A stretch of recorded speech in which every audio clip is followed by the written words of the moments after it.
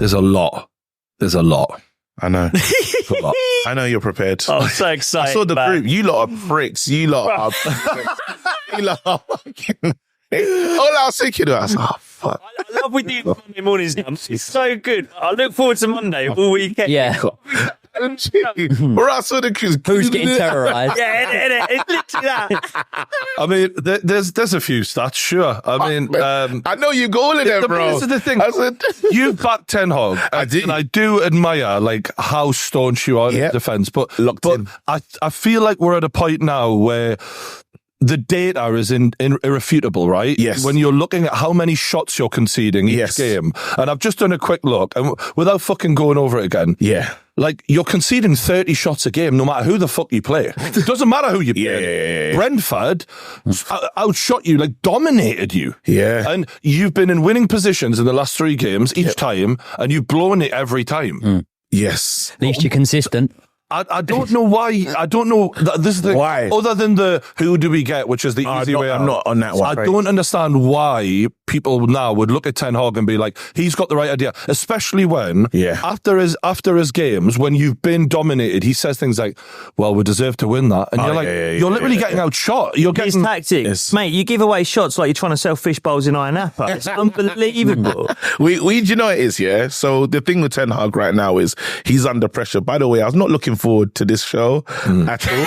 I want to let you know this is not a safe space for me. So anyone watching this at home, I'm not safe right now. Anyway, yeah, look, check it out. The manager is there's a lot to say that he's not been good enough this season, and he's made a mistake. Because sometimes when I talk about the club, I think people think I'm going to quickly blame the players and not give everything to the manager.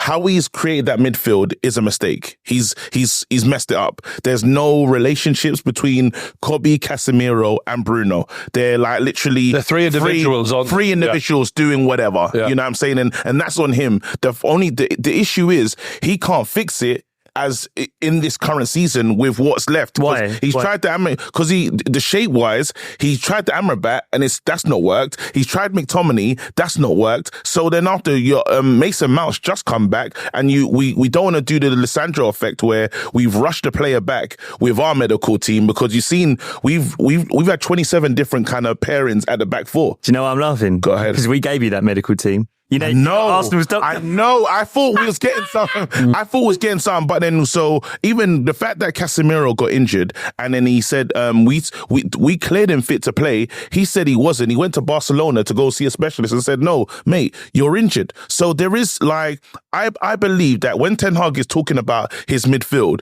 and when he's giving his pressers, he's not being honest. He's not being truthful. Is that not a problem though, in terms of like, for me, because you lose the confidence. But the reason why we give, I understand you don't want to throw your players under the bus, but when you're saying things like we deserve to win that game, when the fans can say that's a problem though, because that's an unnecessary lie for me. Like, but then it's on the same level of when Poch says, what do you call it? If you look at the data, we should be fourth. But that's it's true. like it's there's a difference. It's just a stupid thing to say though. It's not. We know Poch is talking shit. But then that's what I'm saying. But even like I think he's trying to keep the ethos of, guys, it'll be fine. I honestly feel that, because when you do look at even the last couple of results, even that Brentford one particularly, they were better than us. It was bad. They were like, they outdogged us. They wanted everything more than us. And then after we finally get in that game, and it's the common sense, because I say, yes, if he's a bad manager, but how do you legislate for shit passing? Even in any formation, we can't pass and find it's your distances. Do you not think, like I look at your team and I hear what you're saying about the midfield, about Casemiro not being fit and about personnel issues, blah, blah, blah, which, by the way, I think you blame Ten Hag for, because he's the one who put that personnel there. I do. Bro, I think it's bigger than that. It's not just about who's in that midfield. It's the way the rest of the team plays. Every time you lose the ball, you got Garnacho and Højlund just go. They press. Rashford's thinking about his drinks order for Saturday night. He's not doing anything. But then the defence, they watch the other players spring forward and press. And they shit their pants and go, we're not quick enough to play a high line, so we're going backwards. So your forwards go up, your defence goes back, and that's why you get this massive gap in the middle of the pitch. I feel sorry for Meno, by the way. But this is what I'm saying. It's less about the fact of like passing going wrong. It's like, of course the passing's going wrong because there's no one's in the right space to receive the pass. But when you drop for instance, Bruno Fernandes was doing that. If you watched the game yesterday, Bruno Fernandes will pick the ball up in midfield and go over in the shittest way, like really soft. But again, that's in the worst part to lose that ball in that place and the transition, because we've committed. And the problem was with United, we do want to attack with a lot of our players. We do want to go forward and do that thing called rest defense. The only thing is there's no one actually defending it. It's just rest. Like literally, you've literally everyone bombing down, and it's like, oh my goodness. And it's in so many games when you're like, it's just, this is not working. And it's as you said, it's the commitment. So I can't say that the manager is faultless in this. But what I do say is, while I do stick with him, is I know that obviously we had the first season. This has been a bad season, but that feeling of start again, it's something I don't want to do. That's the scary bit. I don't want to start again. I can't start again, because what we're on the start again, you're really saying the new manager, because this is how you break it down. New manager comes in, he's got to decide which players here I like. Yeah, because you can't just get rid of everyone. As much as we wanted to get rid of players this season, wanted to get rid of Maguire, McTominay, all these types of players, the money didn't come in, and FFP is a real thing. Yeah. So now it's like, new guy comes in, I'm going to decide which ones of you I like. But, yeah, which is probably a season.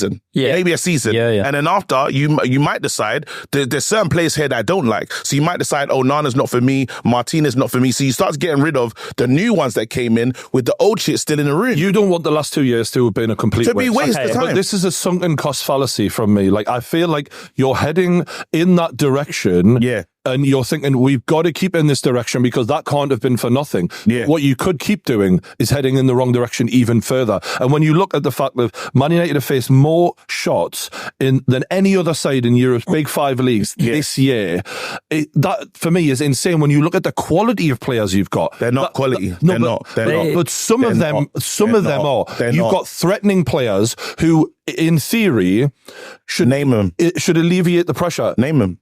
Garnacho is a good threat. He's good, young.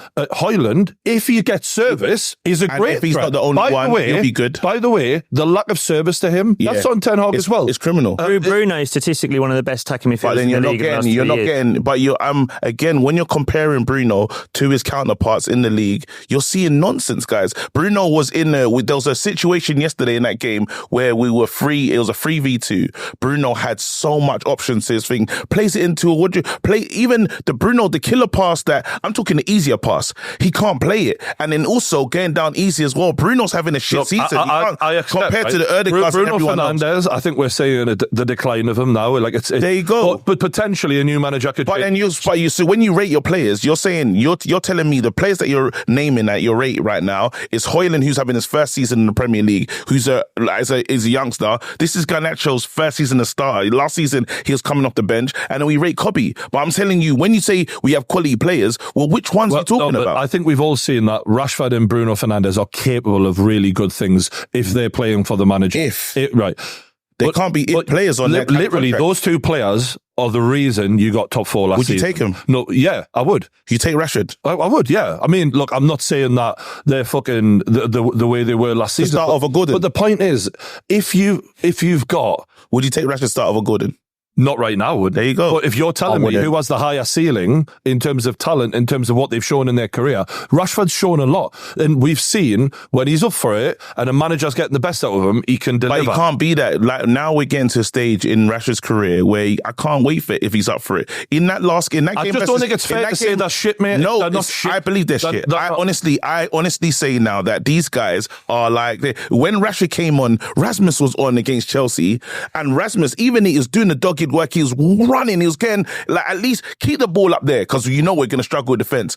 Do you see Rashford walking when he came on as a fresh sub? So you're telling me I have to get him in the perfect mindset to say, hey, Rashford, today's the day that you should work out. Hey, Rashford, today's the day you should help us. No, Rashford, you are the top player for us. Okay. I need more. Okay, that's a good point, right? And I completely think it's fair criticism of Rashford. He's been a disgrace at times this season. But the point is, unless I'm wrong, lads, and let me know, for me, if you can't control football games players to the bare minimum standard. Yeah.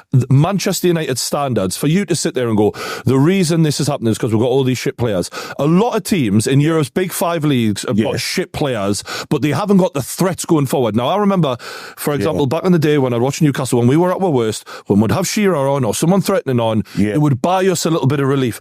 Even with the talent you have, you get no relief because the system and what the players are being told to do, in my opinion, even if it is, like what you've just said, that big gap in the middle, he's got to close that gap. And that's his job as a manager. And for him to be taking on more shots consistently, like the amount of times where I see XG for the opposition against Man United to be 3.5 to 4 and yours barely even 1. 0. It doesn't matter who you're playing. Yeah. That's a Ten Hag issue as well. And I'm just thinking, like, if you are so like, we got to continue with him after all of this. I think he can learn from it. I think he can learn from it, though. I honestly he's supposed to be learning on the job. No, because now, like, absolutely, the club is huge. And it's one of those things where in the situation that he finds at the moment is this season's a failure at the moment, currently. But then what you can do is in the cup, we're still in the FA Cup. We could still go to an FA Cup and we could potentially win right now. We're playing Coventry. The next game is Man Would that be a success, though? Before we go, I'll take that because that's a step in the right direction. Defensively, more than attack. Is where you're relying on your manager. Attacking flair players, they do just create things out of nothing a lot of the time. And we say, like Kevin De Bruyne say, just bangs it in the top corner. That's not Pep Guardiola, is it? It's his genius, right? But when it comes to setting the system up, as Mikel Arteta has shown, it's a lot about the tactics, a lot about the manager. And that is where Ten Hag is failing Manchester United. And do you know what? It's funny you cite Arteta there.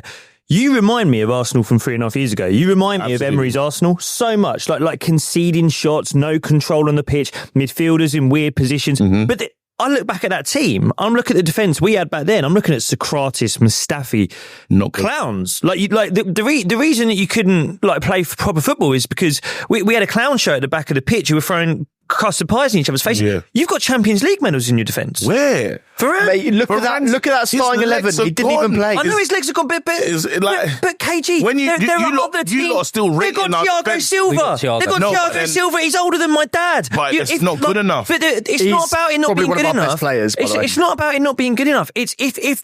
By the way, he wanted these players. And if you want those players, you play a system that suits those players. He didn't want Varane. He came in and got Varane. I'm not saying that. And we know that Varane is what we've done, the foolish stuff that we've done. And this is the problem when I talk to fans. We focus on one part, and I get it. The Ten Hag part, huge. It's a great part to focus on. But I think it's like almost, you've done stuff like, let's say you haven't raised a child properly. And then now you're like, oh, this kid keeps getting suspended, keeps getting excluded. No, there's been so much on the journey. We've said to Real Madrid, anytime Real Madrid pick out the phone and say, hey, we got a player here, don't want him no more. Do you want him?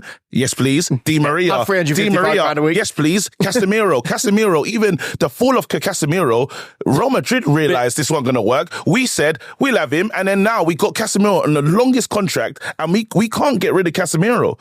Don't you think, my thing is, don't you think that how we done recruitment-wise before Ten Hag, because he's inherited some of this, and now he's made his hasn't made it better. He hasn't made it better. That does fall on. There you go. That's clear as day. Ten Hag has not improved. He hasn't made it better. He hasn't made it better. But I will say that there's a lot of things that, and he will bear the brunt of it. But I'm saying that this club, even the fact that right now, I think Brentford have more strikers than us. We have one player at Man United. You lot never seen this in your footballing lives, known for a club. We have Rasmus Højlund leading the line. That's it. We have nothing off the bench. Now that is a team that used to have Rooney, Tevez, Berbatov. We Teddy Sheringham and Andy Cole. We've had strikers. To have one is criminal. So even it's the years of this crap plus Ten Hag's bad decisions. So he can't be left out. But I'm like, you know what? If we're getting the right people in, if we're getting like they say Dan Ashworth, Omar Barada, and all these other things, bring in the guys to help him identify talent. If he can't make a change by Christmas, get rid. Okay, so you're saying give him till Christmas. Yeah. The worry is, again, is this valuable time that we're wasting? Because right now, Man United have lost more games in a single season than they have since 1990. Yeah. And it doesn't look like they're getting better. It actually looks like they're getting worse, in my opinion. And I think he learns from the season. I honestly feel that while it's gone bad, and then while these players, some of these players would have been together for longer, I think that you finally bedded in, and this shame Onana's under so much pressure. But even like the Anthony, I don't want to say that he's back, but he's starting to have some effect on the game. I'd agree with you if the wins this season were good. Yeah. Even they haven't looked good. Yeah, so that's the thing where I'm like, okay, you've lost more games than ever. You currently it's raining shots down on you. And for me, watching that game yesterday, I know Liverpool are good, but for you at Old Trafford to not have a shot in the first half, for me, that's a sackable offence for a Man United manager alone. That to me is get the fuck out, because you're not cut out for this job. You can't even get a shot off in 45 minutes of football at Old Trafford. That blew my mind. That's mental, but then we have to, I think around this table, we have to there has to be some realism of where Man United is right now. Like, we're not a Champions League team. Do you know what I'm saying? We're actually, if we're being real, yes, in name, you should be competing, but we're not that. We've not been that for more than 10 years. So now we're saying we're really in that Europa space. We are where we are right now, but then we need to, there's a job to do to get back into that category, but we're so far from it. Even the fact of even it's sad, but the Ronaldo thing, for instance, when he came in and said, listen, I've left this club, he's done everything, been a Galactico, went all over the world, he's come back and nothing's changed. But let's look at the data, though. When we're talking about the wins, when we're sat here watching the matches, we've seen you're not dominating games. The tactics that Ten Hag is setting out to this team to do, to overwhelm a team, at no point do we ever go to Man United or some team today. I think the only game I thought he's played well in was against Chelsea at Old Trafford earlier this season, where I was like, yeah, probably deserved to win that. So many other games, it's like a bit of brilliance from Garnacho or Højlund or whoever, and that's in spite of the crap tactics and the constant pressure you're under. So on the last few couple games, what would you lot say in terms of, you've seen the mistakes? Would you say that, like, with how we've ended these games was on the manager? Would you say that I just want to know if it's what Brian says. It's the tactics don't suit the players. You got a ticky-tacky goalkeeper who wants to play it out from the back. Who's he trying to play it out to? Defenders who don't want the ball. Yeah. You've got midfielders who are left in literally an acre of space in the middle of the pitch, and none of them are runners, by the way. Kobe Mainoo is a fantastic footballer.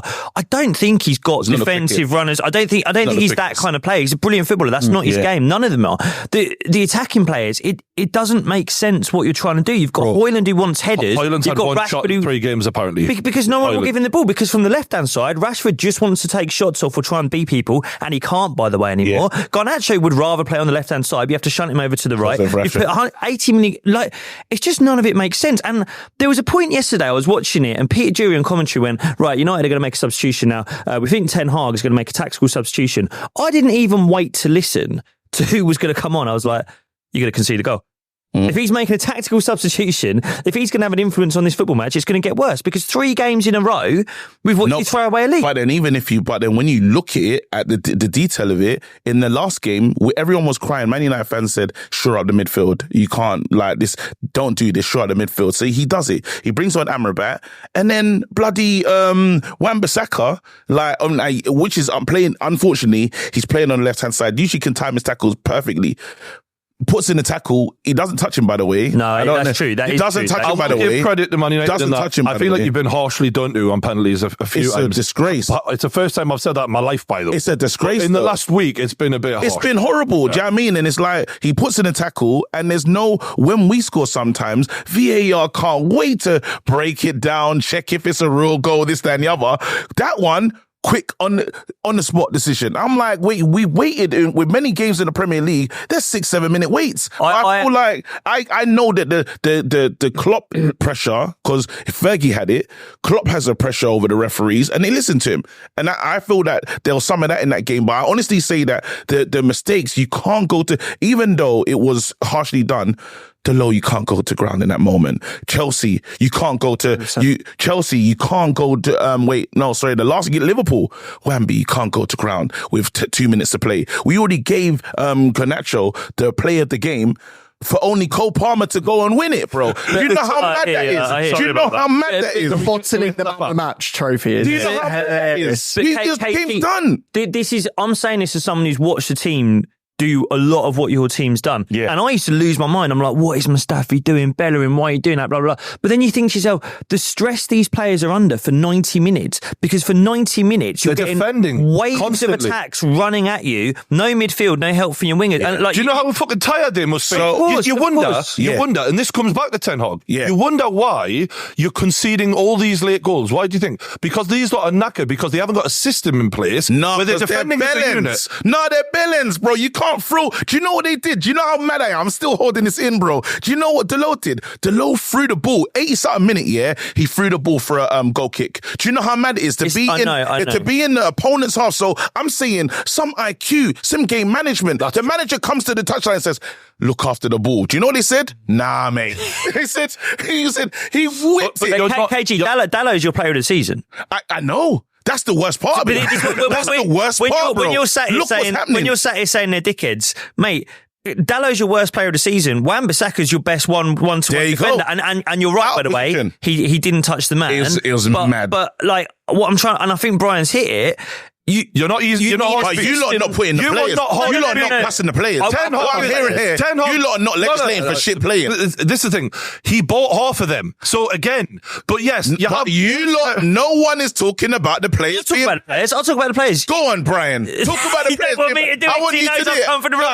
I want to hear from you guys. Telling me. You told me that we got great players. I said that they're not great anymore. I said, all right. So then, when you name players, you name 3 of them that just having their breakout season. So who's good? Here's the point, though. We've seen a lot of quality from a lot of people within the Man United squad, which is why you have the most expensive squad in the Premier League, the highest wages in the Premier League. Yeah. And I'm not saying that means you should be top of the league. But what we're not saying from Ten Hag is him setting you up to be hard to beat. You're literally conceding more shots than anyone else. That's true. And part of that is down to the system. So that is partly down to his fault. He's not helping himself. If with a shit team, you actually know how to set them up, like Tony Pulis, Sam Allardyce and them did, at least you're then hard to beat. You aren't even doing the basics, so you can't put it on all of the players. So now I'm with you. I'm in the room, but when are we gonna talk about these players? Who specifically for you want rid of? All of them. No, but then have you got? Hold on. That's emotion talking. I'm emotional right now. Yeah, I love it. I want, what do you call it? The only players that I want to keep right now, honestly, is Kobe Mainoo, Garnacho, Højlund, surely. Rasmus Højlund. Onana, surely as well. Onana. And then I don't care. You love Harry Maguire as well. Come on, be honest. He's done well, but I don't care. Do you know what you've got in common? That is it. When it I'm willing. The thing I feel like is quite interesting, lads. I don't care.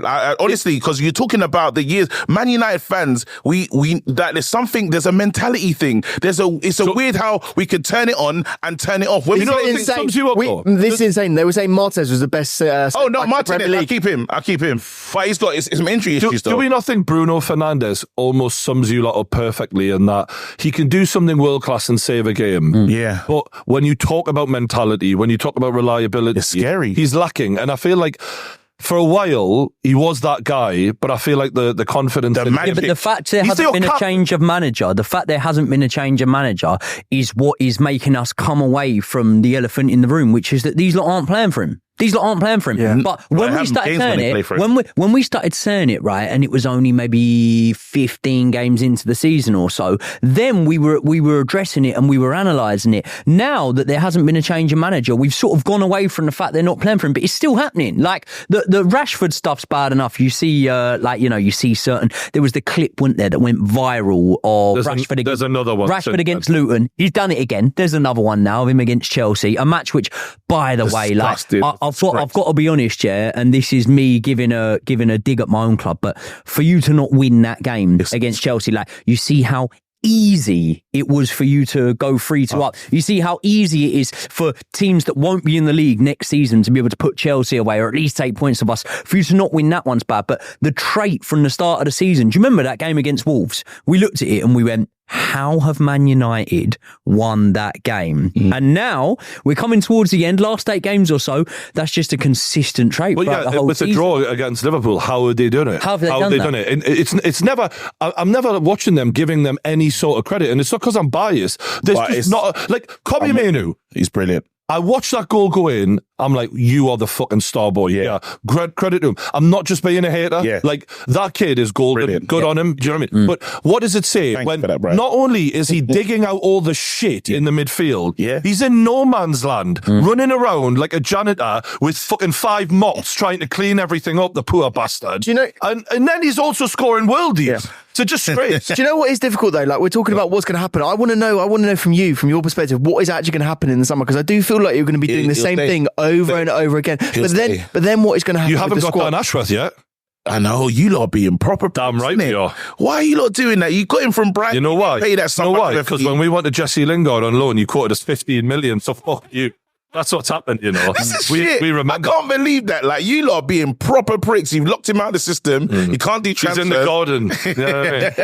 No, but honestly, what happens to us is we bought in that guy from Southampton. Yeah, but you're not gonna rip up the squad. I know you just said you literally kept Have like you heard 5 of the players. FFP? Because I've heard that you guys are on the edge FFP wise. We are. This is what I'm saying. So even that's why when I talk to Man United fans, I'm like, guys, listen, we have to be realistic about this. We honestly have to. We're not going to sell Rashford. He's not going. And even for only one club can probably pick up his salary. PSG, I don't know if they're that interested. They said that Osimhen's their main target. So he's there. The homegrown player that we do have, we're going to sell Greenwood and we're going to sell, who else is potentially McTominay.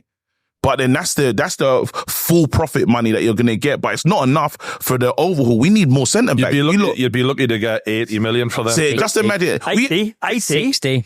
Greenwood and McTominay. I'm saying, look, like 60. That would be a lot. Yeah, I reckon you might get 20 mil off someone from McTominay, and you might get 20 mil. We turned down 20. We turned down.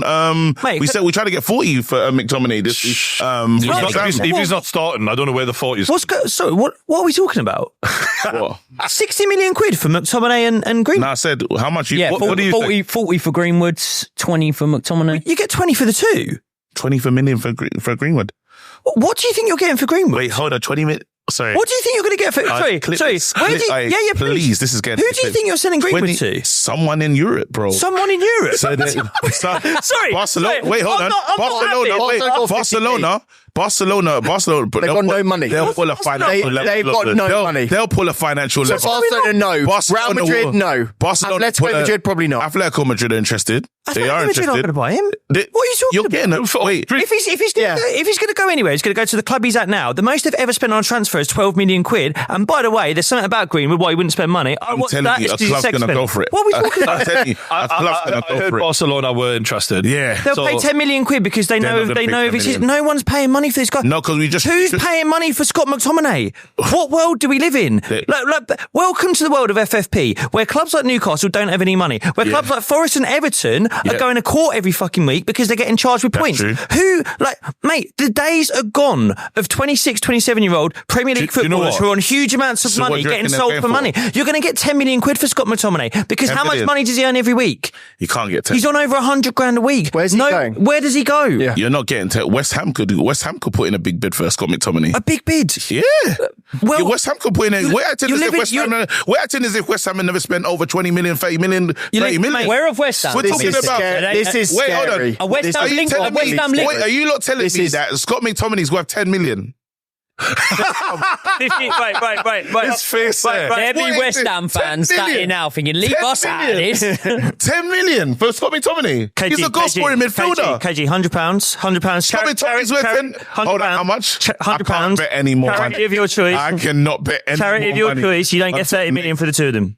Charity of your choice. You don't get 30 million for the two of them. Can we do this bet on layaway, please? On what? On layaway. Yeah, pay back there. I owe a lot of people money. Can we do it on Clark? I have an Arsenal bet. I got an Arsenal bet where my fans saying we'll finish higher than you and Rashford will score more goals than I'm in trouble. You're not getting money for Greenwood and McTominay. I'm sorry. But I honestly believe, that I think we've stumbled onto a good point about the future of Man United in that selling players for Man United is going to become hard because, as you pointed out, from the last transfer window, and we're still waiting to find out FFP modifications are coming, but we seen for the first time in a long time, the January was shit and it was dead because everyone's fucking battening down the hatches, panicking. Look how many loans. And the problem for Man United is, of all the overspenders on contracts, they're the worst of them. So the value that you're going to be getting as a team coming in to buy is non-existent. Exactly. We might not even be able to afford to sack our manager. Yeah. So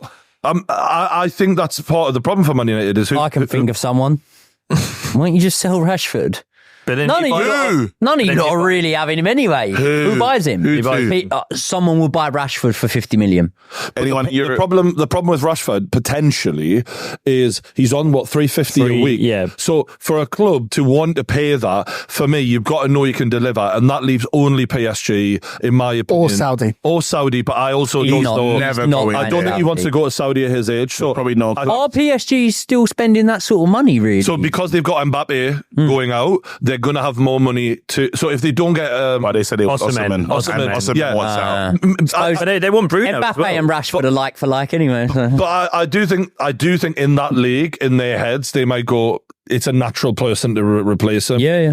But if that doesn't happen, it's not happening. Then that's it. They said they want indications. They said they wanted indications from him, like that he wants to go there because they think he used them last season for the bumper contract. Now, what happened? Yeah, what happened recently? What I find interesting is obviously Rio was on the overlap. I don't know if you saw that, but he said something about Rashford. They both spoke about Rashford not being kind of engaged and stuff, and how they don't know what's wrong with him, this, that, and the other. But his brother came out and said, you should have called him. You know what I mean? So because they talk about his background, his team and stuff. So I honestly feel that I'm kind of done with the excuses though. Like with Rashford, because here's the thing: if Rashford had been consistent his whole career and then had a dip, we'd have something to talk about. The reality is, this is what you've always been like. You have a good season, a shit season, not shit maybe, but this season's been shit. It just doesn't work. He's not consistent as a footballer. I think he just needs a new environment. Even when I see him, like when you go Carrington and stuff, and you get to just be around the players, you can tell he runs it. It's his, you can see swans in, and you just feel like, mate, you wouldn't run this place if there was, in the old days, you'd be lucky. You know what I mean? He would be lucky to get a start. He'd be lucky to start, but then now you're the main guy, and that's some of the fundamental problems with the club, because you got all these players walking around who some of them shouldn't be wearing the shirt of Man United. I'm sad to say, and you look, and even when we do combine 11s, I struggle to get Man United players in. I just shamelessly argue, you know what I mean? But then it's embarrassing. There's a lot of times where it's like it's a crime. Even that game against Chelsea, that was the game where I thought I'm hurting. This is the game where it's like, this is ridiculous now, because we can't keep. It's every game, and then people keep telling me there's good players. Well, why did he allow this to happen? We've surrendered leads in our last 3 games. You'd think we'll learn from Brentford. Don't do that again. Nope. We're ready for you against Chelsea. It's ups and downs, mates, because you've also got leads where you didn't deserve them, and that's part of the thing that makes me like, look.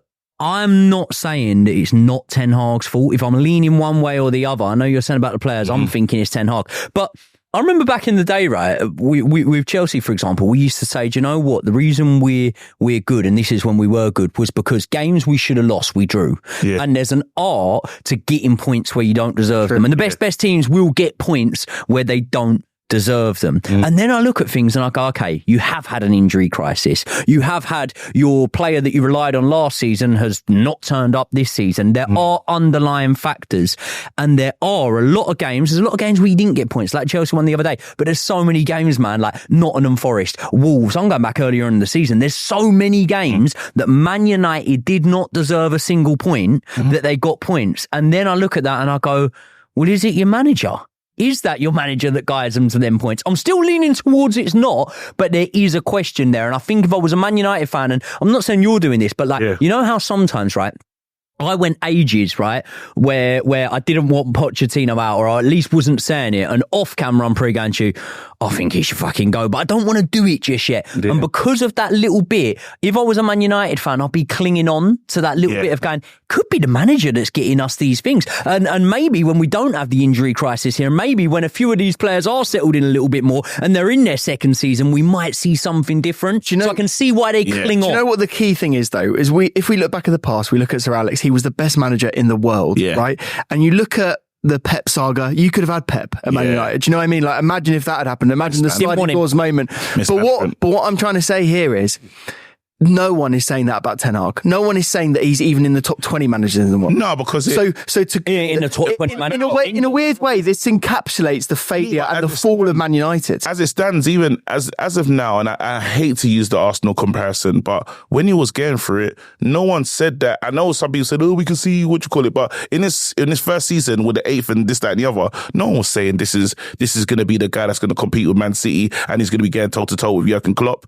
But he is, and I know that. What do you call it? Like, Arteta's in his first. I get Arteta. This is like his first job. This, that, and the other in the Premier League. But then we didn't know. I'm going to tell you now. Is maybe you can say differently. I didn't know they will be able to go toe to toe with these two teams, and they'll be ready now, which they are. They were. And there was no. I didn't. You're using the exception to the rule as an example. But then we can't say with the time given, we can't say that it's until he finishes on. Let's say he finished the contract they gave him, which is the 3 years. Until that time, then we can give a fair assessment. I think his first season good, second season, because what will happen is if we do sack him, this is a man that will say he went to potentially two FA Cup finals, a quarter final in the Europa League, a third place finish, and then we'll start to make him sound better than in revisionism. Let me come back. We'll make him sound better than he was. I'm telling you, we'll do it again. I was calling him out before everyone else. I was saying this guy's a fraud before everyone. That's because you're a hater. But you could say that, and partly true. I'll accept that. But equally, I was watching the games and watching you get dominated and watching Bruno Fernandes and Rashford dig you out of shit. Yeah. That was obvious that wasn't sustainable, in my opinion, and when you would lose, you were losing horrendously. Why? Because you were raining down shots on you. It was raining. So you had time to learn from that. You had time to sort the formation out. Change us. You had 400 million to spend a lot of money. And if anything, you're getting worse. The formation, the situation that you've got in terms of tactics, you're inviting more pressure on. And because those players aren't turning up and delivering the moments of brilliance, although occasionally Garnacho might or Hoyland might, it's actually showing his tactics in trying to make you hard to break down, hard to beat, are non-existent, and he's getting exposed because he's not being carried by Rashford and Bruno. He needs time. Okay. Give him time and you'll see he needs time. Give him time and we'll see something. That's honestly. We'll leave it at that, but good luck. I think you're going to need it.